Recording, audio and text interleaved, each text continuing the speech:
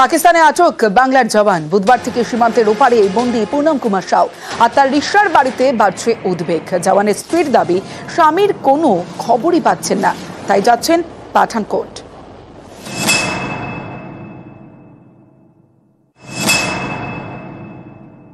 কোনো খবর পাচ্ছি না, আমি কোনো খবর পাচ্ছি না।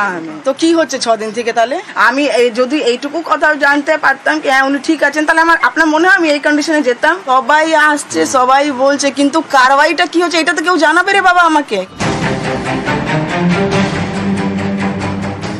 ইনি বিএসএফ জওয়ান পূর্ণম কুমার সাউ, বাড়ি হুগলির রিষড়ায়। বুধবার থেকে পাকিস্তানে বন্দী।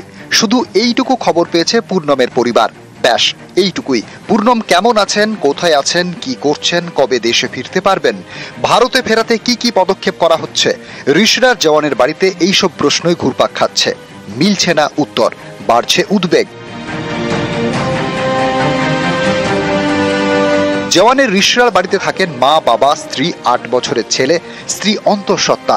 সকলেই চিন্তায়। স্বামীর খবর পেতে সোমবার পাঞ্জাবের পাঠানকোটের উদ্দেশ্যে রওনা দেন জওয়ানের স্ত্রী রজনী, সঙ্গে পরিবারের আরো 4 জন। কোনো খবর পাচ্ছি না, আমি কোনো খবর পাচ্ছি না। আমি যদি এইটুকু কথা জানতে পারতাম কি হ্যাঁ উনি ঠিক আছেন, তাহলে আমার আপনার মনে হয় আমি এই কন্ডিশনে যেতাম? গভর্নমেন্ট এখনো তো আমি যতটা শুনতে পাচ্ছি কি এখনো আমার সেন্ট্রাল ওইখানে খবর যায়নি এটা। তো কি হচ্ছে 6 দিন থেকে? তাহলে সবাই আসছে, সবাই বলছে, কিন্তু কারবাইটা কি হচ্ছে এটা তো কেউ জানাবে রে বাবা আমাকে कि हाँ आपका हस्बैंड का ये कंडीशन ठीक है या बात चल रही है, ये तो मुझे कोई नहीं बता पा रहा है। সোমবার সকালে জওয়ানের বাড়িতে আলাদা আলাদাভাবে যায় বিজেপি এবং কংগ্রেসের প্রতিনিধি দল। তারা বেরিয়ে যাওয়ার পর রওনা।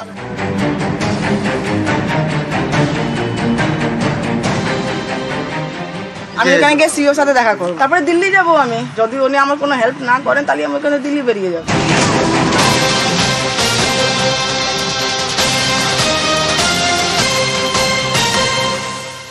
22 এপ্রিল মঙ্গলবার পেহেলগাঁওয়ে জঙ্গি হামলা। সেই জঙ্গি হামলায় 26 পর্যটকের মৃত্যু। আর সেই হামলার নতুন ভিডিও দেখাবো আপনাদের। দেখুন আরো এক হাড়হিম করা ভিডিও, একজন পর্যটকের তোলা সেই ভিডিও, যেখানে তিনি সেই সময় যখন যাচ্ছিলেন সেই সময় মুহুর্মুহু গুলি এবং আর্তনাদ। দেখুন।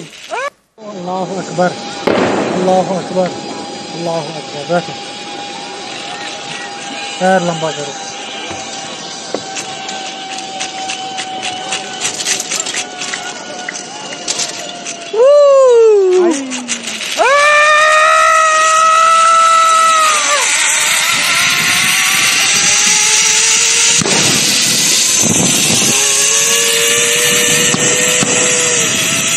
ভিডিও দেখছেন এই মুহূর্তে হাড়হিম করা ভিডিও, যেখানে পর্যটক নিজের ভিডিও করছিলেন, সেই মোমেন্টের ভিডিও করছিলেন। ঠিক সেই সময় পিছনে মুহুর্মুহু গুলির আওয়াজ শুনুন।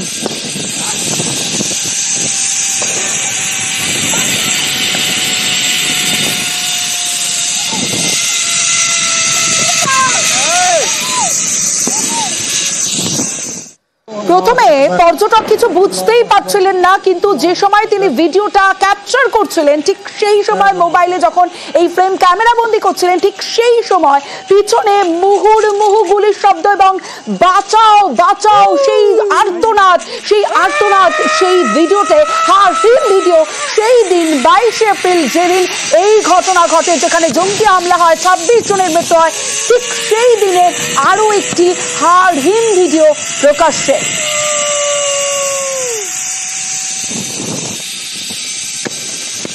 এবং যে ছবি আপনাদের দেখাচ্ছি দেখুন, একটু স্পষ্ট করলেই বুঝতে পারবেন, স্পষ্ট করে দেখলেই পিছনে যারা পর্যটকরা ছিলেন সেখানে পর্যটকরা পালিয়ে যাচ্ছেন, চিৎকার করছেন আর মুহুর্মুহু গুলির আওয়াজ।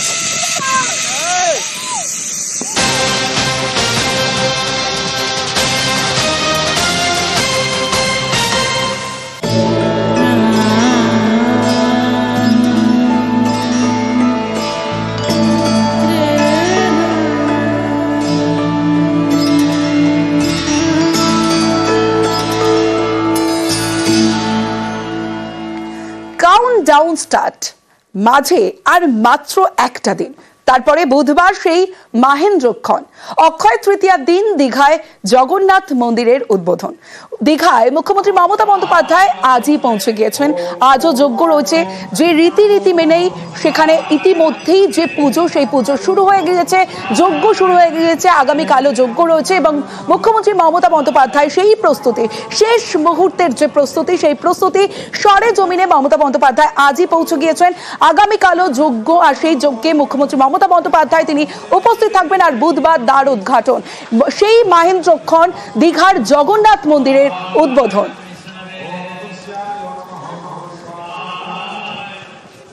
আমার সঙ্গে দীঘা থেকে আমার দুই প্রতিনিধি রয়েছে। আমার সঙ্গে রয়েছে আবির ঘোষাল, রয়েছে আমার সঙ্গে রুমেলা রয়েছে। আমি প্রথমেই আবিরের সঙ্গে কথা বলবো, শেষ মুহূর্তের প্রস্তুতির ছবিটা আবিরের থেকে প্রথমে জানবো। আবির,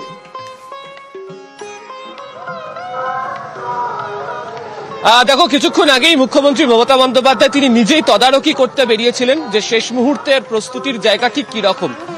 ইতিমধ্যেই যাদেরকে প্রশাসনের তরফ থেকে আমন্ত্রণ করা হয়েছেন সেই বিশিষ্ট অভ্যাগতরা ইতিমধ্যে এসে উপস্থিত হয়ে গেছেন। তাদের প্রত্যেকের সঙ্গে গিয়ে তিনি আলাদা আলাদা করে কথা বলছিলেন এবং যে অনুষ্ঠানের পর্ব আগামীকাল থেকে শুরু হতে চলেছে সেই অনুষ্ঠান কখন হবে, কি উপাচার মেনে করা হবে এবং রাজ্য সরকার এই অনুষ্ঠানের প্রত্যেকটা মুহূর্তকে কিভাবে তুলে ধরে রাখতে চাইছে তা নিয়ে তার সাথে কথা হয়। তিনি জিৎ গাঙ্গুলির সঙ্গে দেখা করলেন, নচিকেতা চক্রবর্তী এসে তার সঙ্গে দেখা করলেন। এছাড়া একাধিক শিল্প সংস্থার যারা রয়েছেন তারাও ইতিমধ্যে একে একে উপস্থিত হতে শুরু করেছেন, তাদের প্রত্যেকের সঙ্গে কথা বলেন। এছাড়া প্রশাসনের যারা শীর্ষ আধিকারিক তারাও তার সঙ্গে ছিলেন। খুঁটিনাটি প্রত্যেকটা বিষয় এই জগন্নাথ মন্দির উদ্বোধনকে ঘিরে তাকে নজর করতে দেখতে পাওয়া গিয়েছে। তুমি দেখতেই পাচ্ছ যে একেবারে দীঘার যে জগন্নাথ মন্দিরের উদ্বোধনকে ঘিরে গোটা এলাকা জুড়ে, একেবারে দীঘা গেট থেকে শুরু করে একেবারে উড়িষ্যা সীমান্ত পর্যন্ত জায়গা জুড়ে এরকমই চন্দননগরের আলোতে সাজিয়ে তোলা হয়েছে। রাস্তাতেও বিভিন্ন ধরনের মুরাল লক্ষ্য করতে পারা যাচ্ছে এবং প্রচুর পর্যটকও ইতিমধ্যে আসতে শুরু করেছে যে এই অনুষ্ঠানের মুহূর্তে উপস্থিত থাকতেছে। ফলে সব মিলিয়ে শেষ মুহূর্তের প্রস্তুতি কার্যত সেরে ফেলা হয়েছে এবং যে ছবি উঠে এসছে তা দেখে কার্যত খুশি। বেশ, তার উদ্ঘাটনের একটা টাইম আছে, অক্ষয় তৃতীয়া আড়াইটাতে প্রোগ্রাম করা হচ্ছে সকলেই। আর তার আগে কালকে থেকে যজ্ঞ হচ্ছে, 7 দিন ধরে যজ্ঞ চলছে নানা রকম ওদের যে সমস্ত সিস্টেম। কালকেও যজ্ঞ চলবে, পরশুদিনও সকাল থেকে ঠাকুর প্রতিস্থাপনার নানা রকম প্রস্তুতি চলবে। দ্বার উদ্ঘাটন হবে 2:30 থেকে 3টের মধ্যে, তারপরে ইনাগুরেশন প্রোগ্রাম করবে, ইনাগুরেশন করে দ্বার উদ্ঘাটন, তারপরে ইনাগুরেশনের প্রোগ্রাম। এবার সরাসরি রুমেলার কাছে যাব। রুমেলা, গতকাল যখন তোমার সঙ্গে কথা হচ্ছিল তুমি জানাচ্ছিলে যে যারা পর্যটকরা রবিবারই বাড়ি ফেরার প্ল্যান করছিলেন তারা তাদের প্ল্যানটা বদলেছেন কারণ এই মাহেন্দ্রক্ষণের সাক্ষী থাকার জন্য। দীঘার মুড আজ সোমবার, ঠিক কি এই মুহূর্তে?